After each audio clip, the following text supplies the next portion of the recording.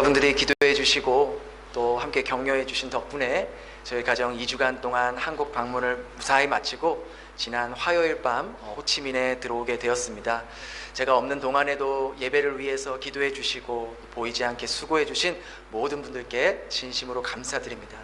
제가 한국에 한 2주 정도 있으면서 한 3교회 정도를 이렇게 방문을 했거든요. 한국에서 가장 크다는 교회도 가봤고 영주시에서도 가장 큰 교회를 가봤는데 우리 교회가 제일 좋아요.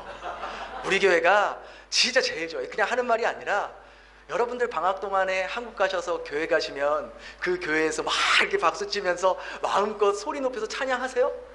저는 목사인데도 그게 안 되더라고요. 잘 다른 교회 가서 그냥 조용히 손님처럼 그냥 조용히 있다가 예배만 드리고 오지, 우리 교회에서 막 이렇게 마음 편하게 막 기쁘게 막 눈치 안 보면서 찬양하고 예배 드리는 거 그게 쉽지 않더라고요. 그래서 제가 정말 느꼈어요. 우리 성도님들도 한국 나가시면 다른 어떤 주변 교회 가셔도 이런 마음이시겠구나, 우리 교회가 제일 좋구나, 그런 마음이 참 들었습니다.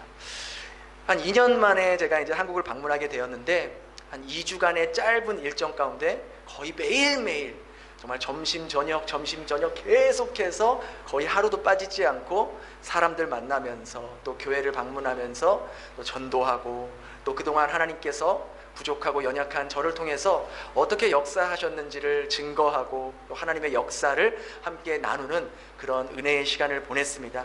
한 주간은 서울과 경기 지역을 다니면서 그렇게 복음을 전했고 또 한 주간은 이제 대전, 부산, 영주 지방을 다니면서 그렇게 바쁘게 정말 그렇게 보냈습니다. 짧은 일정 가운데 하나님께서 일하신 그러한 역사 가운데 얼마나 놀라운 일들, 제가 만나면서 또 만나는 사람들이 변화되고 또 그곳에서 하나님 안 믿는 분들이, 안 믿었던 분들이 하나님 믿겠다라고 고백하는 그러한 하나님의 역사하심이 얼마나 많았는지 정말 기회가 되는 대로 여러분들과 또 함께 나누는 그런 시간을 갖도록 하겠습니다. 우리가 지난 시간에 살펴본 것 같이 바울은 이제 천부장에게 자신이 로마 시민권자임을 밝히지 않았습니까? 그러면서 너희가 로마인을 죄도 신문하지 않고 이렇게 채찍질을 가할 수 있느냐, 형벌을 줄 수 있느냐, 그렇게 말을 하자 그곳에 있는 천부장과 로마 군인들이 두려워했습니다. 만일 바울이 이 일로 로마 정부에게 고소를 하고 항의를 하게 된다면 이 천부장과 로마 군인들은 이제 파면까지도 당할 수 있는 그러한 이제 벌을 받을 수 있기 때문에 천부장과 로마 군인들이 두려워했었습니다. 그렇다고 이렇게 지금 예루살렘에 큰 소동이 났는데 바울을 그냥 돌려보낼 수도 없는 그런 상황이었습니다. 왜냐하면 이 천부장은 예루살렘의 치안과 질서를 이제 책임지는 그러한 역할을 맡아 있었기 때문입니다. 그래서 이 천부장은 바울이 차고 있었던 그 쇠사슬을 풀어주면서 제사장들과 온 공회를 소집해서 그들 앞에서 신문하게 했습니다. 이를테면 청문회를 연 것입니다. 우리 22장 30절 다시 한번 읽겠습니다. 시작. 이튿날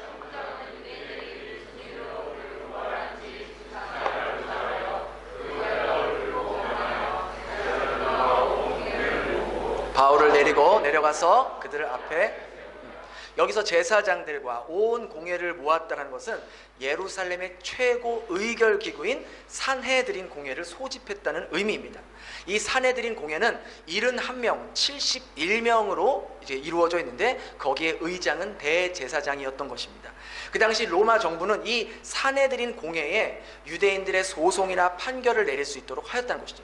쉽게 말해서 그 산헤드린 공회는 법정 기관이었던 것이고 그 산헤드린 공회의 의원들은 오늘날로 말하면 국회의원이라고 말할 수 있는 것이죠. 그래서 천부장은 이 바울을 이들 앞에서 세워서 진상을 조사하게 했던 겁니다.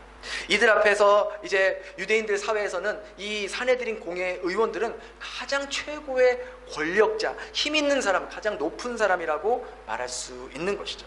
하지만 이들은 하나님을 믿고 하나님을 섬긴다라고 하지만 실상은 하나님을 이용하여, 종교를 이용하여 자신들의 뱃속을 채우고 권력에 취해 있던 자들이 대부분이었던 거예요. 바울은 그러한 이들 앞에서 굽신거리거나 그들에게 잘 보이려고 하지 않았습니다. 유대인의 가장 힘있는 집단 앞에서 바울은 이렇게 말합니다. 우리 23장 1절입니다. 같이 읽겠습니다. 시작. 바울이 공회를 주목하여 이르되 형제들아, 오늘까지 나는 범사의 양심을 따라 바울은 그렇게 힘 있는 권력자들 앞에서 가장 먼저 말한 것이 무엇입니까? 여러분 형제들아 라고 말합니다. 다른 유대인들이 그들을 보았을 때 세상에 가장 힘 있는 자처럼 보였지만 바울이 그들을 보았을 때는 그들은 하나님을 이용하여 자신의 기득권만 챙기는 종교인에 불과했고 그들 역시 하나님 앞에 회개하고 돌아와야 할 불쌍한 죄인의 모습으로 비춰졌기 때문에 가장 힘 있는 그 집단 앞에서도 바울은 그들을 형제들아 라고 부르며 입을 열기 시작합니다. 그러면서 이렇게 말합니다. 나는 오늘까지 범사의 양심을 따라 하나님을 섬겼다. 나는 오늘까지 양심을 따라 하나님을 섬겼다.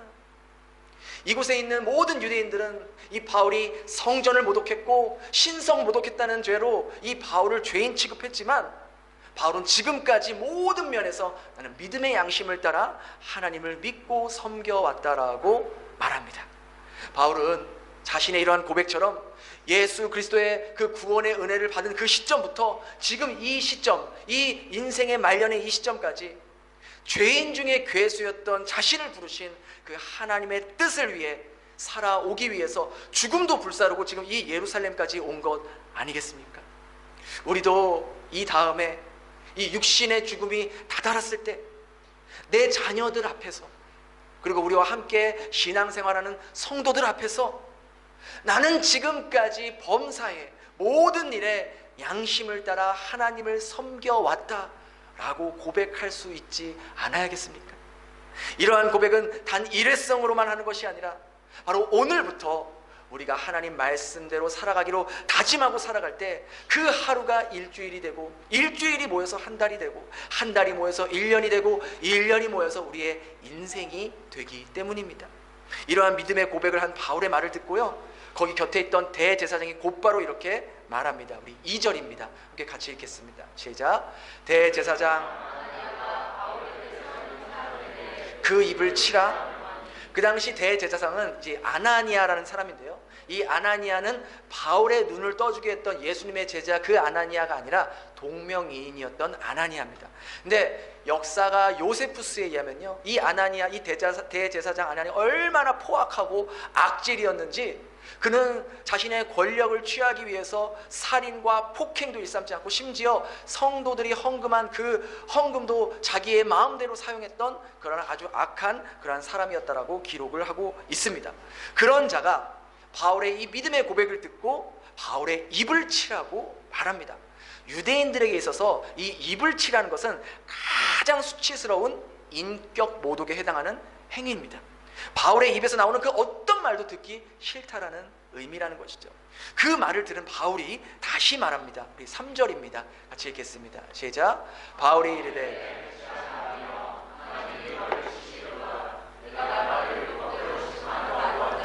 율법을 어기고, 바울이 아나니아를 향해서 뭐라고 말해요? 회칠한 담이요. 예수님도 바리새인과 서기관들을 향해서 뭐라고 말했습니까? 회칠한 무덤이요 라고 말합니다. 이게 뭐냐면 당시 유대인들은 무덤이 있는 곳에 이 석회가루를 뿌렸다고 합니다.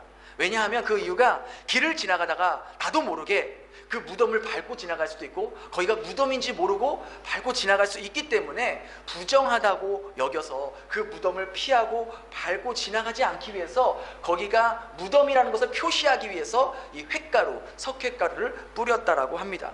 근데 그 무덤 주변에 아무리 뭐 횟가루, 하얀색 가루를 덕지덕지 뿌린다 한들 그 속은 뭐가 들어있는 거예요? 시체 썩은 게 들어가 있는 거 아니겠습니까? 더럽고 악취가 나는 무덤인 것처럼 겉으로는 경건한 척하지만 속으로는 온갖 더러운 죄를 저지르는 이 종교인들을 빗대어 예수님도 회칠한 무덤이여라고 말한 거예요. 바울 역시 아나니아를 향해서 회칠한 담이라고 말하는 것도 이와 같은 의미인 거죠. 대제사장이라고 하면 누구보다 율법에 대해서도 더 잘 알고 있어야 되고 누구보다 율법을 잘 지켜야 하는 사람 중에 한 명 아니겠습니까? 율법에 따르면 두세 증인이 있어야지만 그 사람의 죄가 확증될 수 있는데 아직 신문도 하지 않은 이 바울을 마치 확정된 죄인처럼 여기며 가장 심한 인격 모독을 주는 행동을 하라고 한 이 아나니아를 향해서 바울은 겉과 속이 다른 대명사인 이 회칠한 담이라고 말하면서 하나님이 너를 치실 것이다라고 그렇게 경고했던 것이죠. 그러자 곁에 있던 사람들이 그 바울의 말을 듣고 이렇게 되받아칩니다. 우리 4절 5절입니다. 함께 읽겠습니다. 시작. 곁에선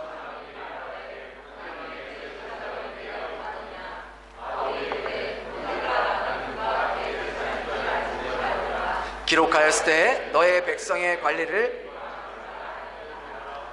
그러니까 당시 대제사장은 다른 공회 의원들과 구별될 수 있도록 옷이 따로 있었습니다. 그런데 바울이 아마도 아나니아가 대제사장인 것을 구별하지 못했던 걸로 봐서 아마 이때 당시에 아나니아가 대제사장의 옷을 입지 않았던 것으로 보입니다. 그렇게 바울 옆에 있던 사람이 바울에게 네가 하나님의 대제사장을 욕하느냐? 라고 말합니다. 그러자 바울이 나는 그가 대제사장인 줄 몰랐다 그러면서 율법에 기록되어 있는 것처럼 너의 관리를 비방하지 말라 하였느니라 라고 말합니다. 그래서 이 본문을 가지고 바울이 이 말을 한 이유는 대제사장에게 사과했다라는 말로 해석하는 그러한 분들도 계시는데, 그렇게 해석하기보다는 이 말 그대로 바울은 이렇게 폭력적이고 이렇게 인격 모독을 하고 이렇게 가식적이고 누구보다 율법을 지켜야 할 대제사장이 율법을 어기면서 다른 사람을 이렇게 폭행하고 폭력적인 그러한 행동을 하는 자가 대제사장인 줄을 알지 못했다라고 해석하는 것이 더 바람직한 해석이라고 볼 수 있는 것이죠. 대제사장은요, 이 바울을 같은 유대인이 아닌 짐승처럼 인격 모독을 주고 무시하고 업신 여겼던 겁니다. 우리가 오늘 본문을 통해서 깊이 생각해야 할 부분이 바로 이 지점입니다. 예수님을 믿는 사람은 자신과 같은, 그 사람이 예수님 믿지 않는 사람이라 할지라도 자신과 같은 다른 사람을 동등한 인격체로 여기며 대해야 합니다. 그런 인격을 가지고 있는 사람만이 누구를 만나든지 그 사람을 주님께로 인도하는 주님의 통로가 될 수 있는 것이죠. 예수님을 믿는다고 하면서 우리도 얼마나 많은 경우 오늘의 본문에 나온 이 대제사장 아나니아와 같은 모습을 보일 때가 사실 얼마나 많은지 모릅니다. 우리가 말로는 사랑합니다, 사랑합니다라고 하지만 그 속에는 전혀 사랑할 마음도 없고 의지도 없고 그저 로봇처럼 빈말로 할 때가 얼마나 많습니까? 자신의 생명이 소중한 것처럼 다른 사람의 생명 역시 소중하다는 것을 깊이 인식하며 살아가는 사람만이 한 영혼에 대한 그 가치가 얼마나 귀한지를 여기며 살아갈 수 있다는 것이죠. 여러분, 스위스를 가보신 분들 혹시 아시겠지만 스위스에는 교통법규가 굉장히 강합니다. 어떤 한국분이요, 제한 속도가 40km인 그 구간에서 20km가 더 빠른 60km로 달렸다가 이제 잡히게 되었습니다. 그래서 이것이 제네바에서 아주 큰 이슈가 되어서 교통위원회까지 소집이 되었다고 합니다. 이유는 간단했습니다. 시속 20km나 달린 행위는 단순히 교통법규를 어긴 게 아니라 살인행위로 간주했던 것이죠.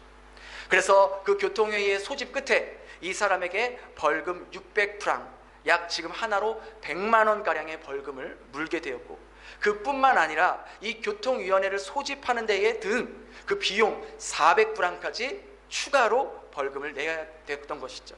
이런 살인행위와 같은 범죄를 저질렀는데 시민들이 낸 세금으로 그 소집회의 비용을 쓸 수 없다는 게 제네바 시의 입장이었던 것이죠. 그래서 벌금 600프랑, 그리고 또 이 소집회가 이제 모이는 비용 400프랑, 총 1000프랑, 이 한화로 170만 원, 한 번 20km 더 밟았다고 170만 원의 아주 큰 돈을 내야 될 수밖에 없었던 것이죠.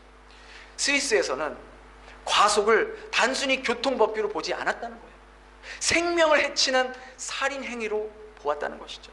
비록 그 사람이 운전했을 당시에 누구도 있지 않았고 누구도 다치지 않았지만 그 운전자는 다른 사람의 생명을 가벼이 여겼다고 판단했던 겁니다. 스위스는 이렇게 한 사람의 생명을 존중하는 사회였기에 이러한 법이 지켜지고 있을 수 있었던 것이죠. 운전자 자신의 생명이 소중하듯이 보행자 역시 소중한 한 생명임을 안다면 그렇게 과속을 할 수 없다는 것이 스위스 사람들의 인식이라는 거예요. 우리가 소위 선진국이라고 불리는 나라들, 사람들의 행복지수가 높다고 하는 나라들을 보게 되면 그냥 어쩌다 보니 그렇게 선진국이 된 게 절대 아니라는 것이죠. 그 나라 사람들의 인식이 한 사람에 대한 생명을 절대 가치로 두며 살아가기 때문에 내 인생이 소중하고 내 자녀가 소중하고 내 돈이 귀하고 내 삶이 그렇게 가치 있다면 동일하게 다른 사람의 인생도, 다른 사람의 자녀도, 다른 사람의 시간도, 다른 사람의 물질도 귀하고 소중하다고 여기며 살아가기에 그렇게 서로에 대한 존중과 배려를 약속하면서 살아가기 때문에 비로소 그 나라 사람들이 자신이 살고 있는 나라에 만족하며 행복 지수가 높으면서 살아갈 수 있다는 것이죠. 우리나라는 어떻습니까? 우리나라는 내 인생이 귀하고 내 생명이 소중하다고 생각하고 내가 누려야 하고 내가 받아야 할 권리는 어떻게 해서든지 받고 챙기고 이렇게 취득하려고 하면서도 다른 사람의 인생, 다른 사람들의 자녀, 다른 사람들의 생명, 다른 사람의 권리는 무시당하고 박탈당하고 업신여기며 살아도 아무렇지 않게 살아가고 있는 그런 사회의 모습이 너무나도 팽배해지지 않았습니까? 예전부터도 이런 문구가 있었는데 시간이 지난 오랜 후에 제가 오랜만에 한국을 방문했을 때도 여전히 가는 곳곳마다 이 문구가 있더라고요. 식당이건 상점이건 심지어 주민센터, 우리가 옛날 말에 동사무소에도 이런 문구가 있었습니다. 여러분 한국 가실 때 많이 보셨죠? 지금 마주하고 있는 직원은 어느 한 사람의, 어느 한 가정의 소중한 가족일 수 있습니다. 얼마나 우리나라 사람들이 일하는 직원들에게 예의 없게 행동하고 무례하게 굴고 폭언을 했길래 여전히 이 문구가 그냥 들어가자마자 있어요. 들어가자마자. 여기서 일하는 사람은 누군가의 딸이고 누군가의 아들이고 누군가의 아버지고 누군가의 어머니일 수 있으니 무례하게 행동하지 말라는 것 아니겠습니까? 여러분 생각해 보세요. 여러분의 아들, 딸이 어디를 가서 알바를 하든 일을 할 때 다른 사람에게 무시당하고 인격 모독을 당하면 좋아할 부모가 어디 있겠습니까?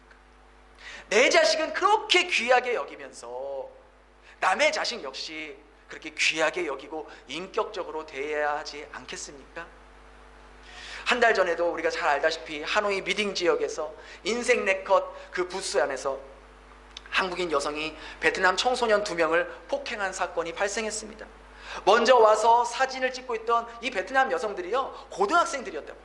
이 고등학생 2명 사진을 찍고 있는데 이 한국 여성들이 술에 취해가지고 왜 이렇게 빨리 안 나오냐며 막 고성을 지르고 사진을 찍고 있는데도 그 부스 안에 들어와서 막 방해를 하고 그래도 안 나오니까 이 고등학생 여성의 머리채를 잡아 당기면서 나오라고 하면서 폭행을 하고 폭언을 해서 얼마나 베트남 사회에 공분을 사게 되었습니까? 아니 여기가 한국도 아니고 베트남에서 한국 사람이 이런 행동을 한 거예요.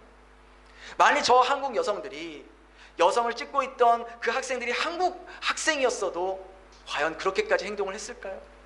베트남 사람이라 생각해서 무시하고 업신 여기는 마음이 있었기 때문에 그런 폭언과 폭행을 서스름없이 한 것 아닐까요?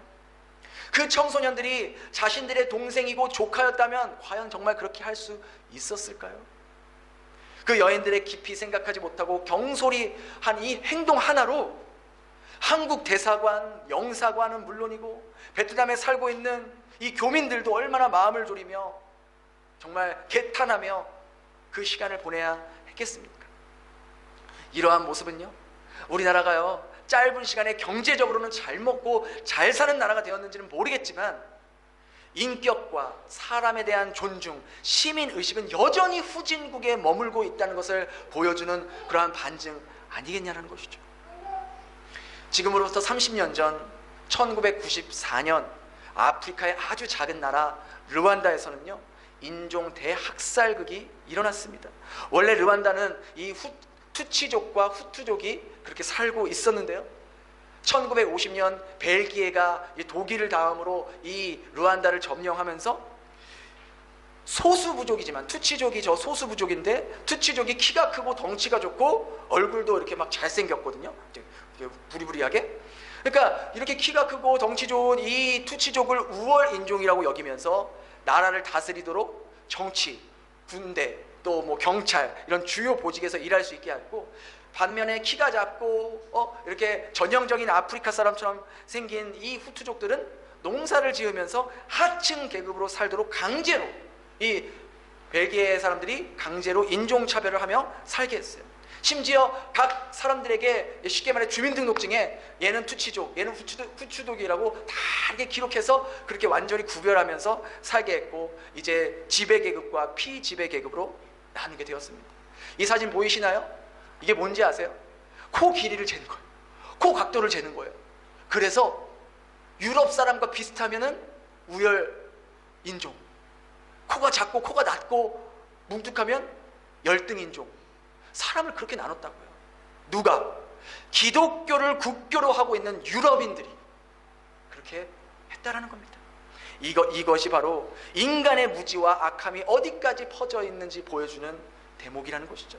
이렇게 피지배계급 신분으로 살던 이 후투족 사람들이요, 오랫동안 몇십 년 동안 불만을 품고 살다가 그 불만이 터져 나와서 자신들을 지배했던 투치족 사람들을 말살하기 시작했는데, 그 결과 3년도 아니고 3개월 만에 무려 100만 명을 살해하는 끔찍한 대학살이 일어났습니다.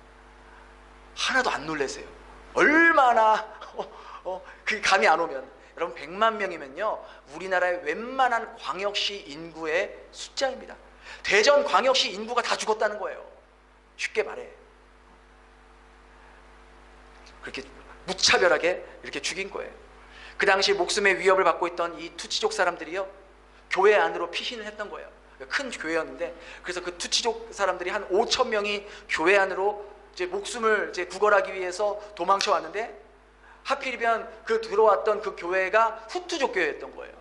그래서 그 후투족 그 성직자들이 이 투치족 사람들을 죽이는 일에 오히려 동조하고 방관하고 협조해서 교회 안으로 피신했던 이 투치족 사람들 5천 명이 말살 당하기까지 했습니다. 그래서 그 교회가 지금은 이렇게 학살 기념관으로 바뀌었는데요, 그 기념관 정면에는요 르완다어로 이렇게 기록이 되어 있습니다. 내가 너를 알고 내가 나를 알면 너는 나를 죽일 수 없다. 내가 너를 알고 내가 나를 알면 너를 죽일 수 없다. 이것이 인종 말살 후에 르완다 사람들이 깨달은 교훈입니다. 네가 사람임을 알고 내가 사람임을 알면 사람인 너는 사람인 나를 절대로 죽일 수 없다라는 의미입니다. 다수민족인 이 후투족이 소수민족인 투치족을 자신과 같은 사람임을 알았다면 불과 100일 만에 100명도 아니고 어떻게 100만 명이나 되는 사람을 죽일 수 있겠냐는 것이죠. 이웃을 내 몸과 같이 사랑하라는 그 예수님의 말씀을 가르치고 지켜야 하는 성직자들이 정말 그 말씀대로 살려고 했다면, 자신과 동일한 사람인 투치족 사람들이 교회 안으로 피신했을 때 그들을 죽음으로 몰아넣고 죽도록 방조하고 그렇게 방관할 수 있었겠습니까? 우리 사회에 지금 각 분야에서 나타나는 모든 갈등의 문제들을 깊이 들여다보면 내 인생은 소중하고 내 새끼는 귀하고 내 가족은 중요하고 내가 받아야 할 권리는 무슨 일이 있어도 받아야 한다고 여기는 사람들이 팽배하기 때문에 지금 이렇게 수많은 갈등과 대립이 일어나는 것 아니겠습니까? 예수님을 믿고 살아가는 우리들은 어떤 사람들입니까? 예수님이 뭐라고 말씀하셨습니까? 우리 마태복음 7장 12절 함께 읽겠습니다. 시작. 그러므로 이것이 율법이요 선지자, 우리가 소위 말하는 황금률입니다. 오늘 말씀의 제목이기도 합니다. 타인의 입장을 생각하고 타인을 깊이 배려하고 사려하면서 그들의 필요와 감정을 이해하고 그에 따라서 우리가 언행을 해야 한다는 거죠.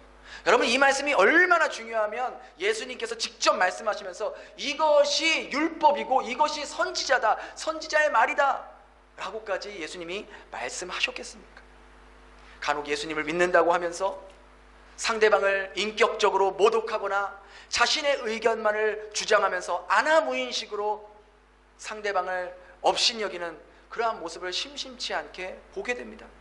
사람에 대한 존중과 인격이 수반되지 않고서는 아무리 뛰어난 미사역으로 말을 한다 할지라도 결코 주님의 통로로, 복음의 통로로 사용될 수 없다는 것이죠.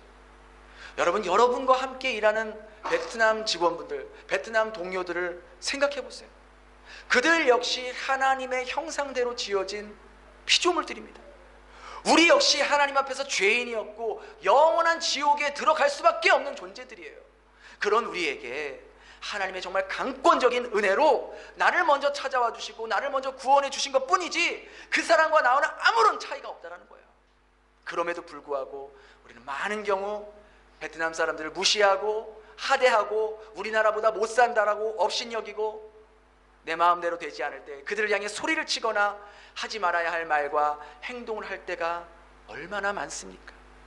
그런 모습으로 우리가 아무리 주일날 교회 수십 년 나온다 한들, 회사에다 십자가 걸어놓고 성경 말씀 걸어놓는다 한들, 너희들도 일요일날 뭐하냐, 놀지 말고 교회 가봐라 말한다 한들, 그분들이 속으로 뭐라고 말하겠습니까?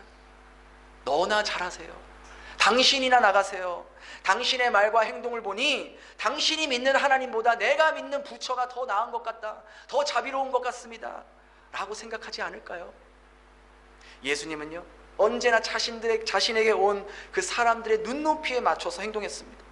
어린아이들이 오면 그 어린아이의 모습으로, 병든 자가 오면 병든 자의 모습으로, 가난한 자면 가난한 자의 모습으로 그렇게 눈높이로 맞춰 주셨다는 거예요. 우리 요한복음 13장 14절 15절 한번 준비가 안 되어 있네요. 제가 읽어드릴게요. 내가 주와 또 선생이 되어 너희 발을 씻었으니 너희도 서로 발을 씻어주는 것이 옳으니라. 내가 너희에게 행한 것 같이 너희도 행하게 하려 하여 본을 보였노라. 우리 예수님은 하나님이신데 이 낮고 낮은 이 땅까지 오신 것뿐만 아니라 당신이 만드신 피조물들의 발을 씻겨줬다는 거예요. 여러분, 그 당시 발을 씻겨줬다는 것은 그냥 가장 하층민 계급 노예가 주인에게 하는 행동이지 절대로 윗사람이 아랫사람에게 하는 행동이 아니라는 거예요. 그럼에도 불구하고 예수님은 제자들의 발을 씻겨주심으로써 너희도 서로 이와 같이 해야 한다라고 말씀하셨어요. 이게 예수님의 방식이었다는 거예요. 인도의 아버지라고 불리는 마하트마 간디는요, 젊은 시절 이제 영국으로 유학을 떠났습니다. 하지만 그가 도착했을 때 영국의 식민 지배를 받고 있었던 그 인도인의 신분으로 갔을 때 그에게 기다리고 있었던 것은 온갖 편견과 차별뿐이었습니다. 그런데 이 간디가 어느 날 우연히 성경을 접하게 되었는데 이 성경 내용에 예수님의 말씀을 보니 너무 감동을 받은 거예요. 이 예수님의 말씀대로 살아가면 이 인도의 이 카스트 제도를 무너뜨릴 수 있겠구나, 이 카스트 제도를 바꿀 수 있겠구나라고 믿었어요. 그래서 교회에 가서 성경 공부를 하고 예수님에 대해서 더 알기 위해서 교회를 갔는데 방문한 교회를 가자마자 이 간디가 문전박대를 당했습니다. 런던 대학에서 법학을 공부하기 위해서 이 젊은 간디가 처음 간 그 교회의 그 인상은 예수님이 말씀하신 사랑의 정신과는 너무나도 동떨어져 있는 모습이었다는 것이죠. 민족과 신분에 따른 차별은 인도와 똑같다라는 거예요. 빈부의 차별이, 인도에 있는 그 차별이 그대로 교회 안에도 똑같이 있었다는 거예요. 그래서 교회 문턱을 돌려서 발길을 돌렸다고 합니다. 그리고 훗날 간디는 이렇게 결론을 내렸죠. 나는 예수를 사랑하지만 기독교인은 싫어한다. 나는 예수를 사랑하지만 기독교인은 싫어한다. 기독교인들은 예수를 따르지 않는다. 그들은 다만 의식적인 예배와 행사만을 즐긴다. 어떤 비기독교인이 이렇게 말하더라고요. 당신들은 퀴어 축제 가면 동성애자가 된다고 하면서 어떻게 매주 교회를 가면서 예수님을 그렇게 안 닮을 수가 있어요? 간디의 말과 이 비기독교인이 한 말을 우리는 깊이 곱씹어 볼 필요가 있다는 것이죠. 저와 여러분은 주님이 보여주신 본을 따라 사는 사람들입니다. 전도는 말로만 하는 것이 아닙니다. 삶으로 하는 것입니다. 내 인생이 소중하고 내 가족이 소중하듯이 나 이외에 다른 사람들의 삶도 동일하게 소중하다는 것을 알 때만이 우리의 말이 사람을 살리는 생명력을 지니게 될 것이고 우리의 모습을 통해 그들도 살아계신 예수님의 모습을 보게 된다는 것이죠. 내일부터 여기 있는 많은 분들 회사에 출근하시죠? 또 집에 이렇게 여러분들 집을 청소해 주셔서 도와주시는 분들 오시죠? 그러면 그 직원분들에게, 베트남 직원분들에게 혹은 한국 직원분들에게 내가 내 돈 주고 고용하는 직원이라고만 생각하지 마시고 하나님께서 만드신 피조물이다. 하나님께서 구원하시기 원하시는 영혼들이다. 그 영혼들을 나에게 보내주신 것이다. 나는 이 기회를 어떻게 잘 활용해야 하는가? 그런 눈으로 그들을 바라보시고 함께 일하며 예수님의 모습을 여러분의 삶으로 실천해 볼 수 있길 바랍니다. 대단한 걸 하라는 거 아니에요. 나와 함께 일하는 직원들에게, 혹은 우리가 매일 가는 슈퍼 혹은 식당 거기서 일하는 직원들에게 웃으면서 인사하고 감사하다는 말 한마디 더 하고, 나와 함께 일하는 직원들에게, 그 또 동료들에게 내가 먼저 물 한 잔 떠다 줄 수 있고 커피 한 잔 타줄 수 있고, 이런 작은 모습 하나하나가 쌓여서 우리 안에 계신 예수님의 모습이 그들에게 나타나게 된다는 거예요. 내일부터 저희들이 4일간 이제 인도네시아에 있는 아프간 난민 선교를 가게 됩니다. 솔직히 제가 난민 선교 이렇게 지금 3번째 가지만 참 마음이 무거운 게 그래요.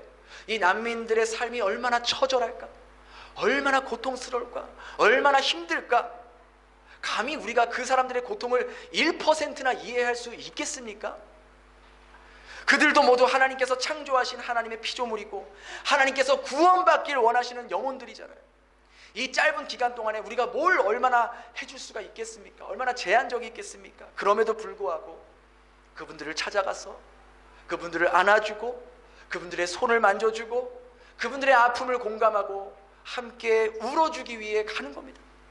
마치 부자가 거지에게 선심 쓰듯이 우리가 너희 좀 도와줄 테니까, 그러니까 예수 믿어, 너희가 예수 안 믿으니까 그 모양 그 꼴로 사는 거야, 그런 교만한 모습으로 비춰지지 않도록 그분들의 눈높이에서 그분들을 이해하려는 마음으로 마치 예수님이 제자들의 발을 닦아주셨던 것처럼 이 선교팀도 그분들의 발을 닦으러가는 마음으로 그분을 섬기고 올 수 있도록 여러분들도 함께 기도해 달라는 거예요.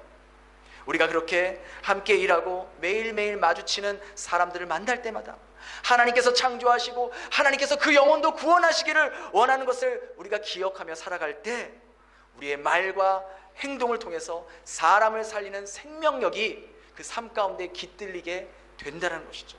저와 여러분들의 삶이요, 이번 한 주간 그렇게 나와 함께 일하는 사람들, 나와 함께 지내고 있는 사람들의 아픔과 상처를 싸매어주고, 함께 아파하고 있는 사람들에게 함께 아파하고 함께 울고 있는 사람들과 함께 울어줄 수 있는 그런 주님의 손과 발이 될 수 있는 저와 여러분의 삶이 될 수 있기를 예수님 이름으로 축복합니다. 우리 이 시간 그렇게 말씀을 기억하면서 찬양했으면 좋겠어요. 정말 간절한 마음으로 찬양하고 또 기도하는 시간 갖도록 하겠습니다.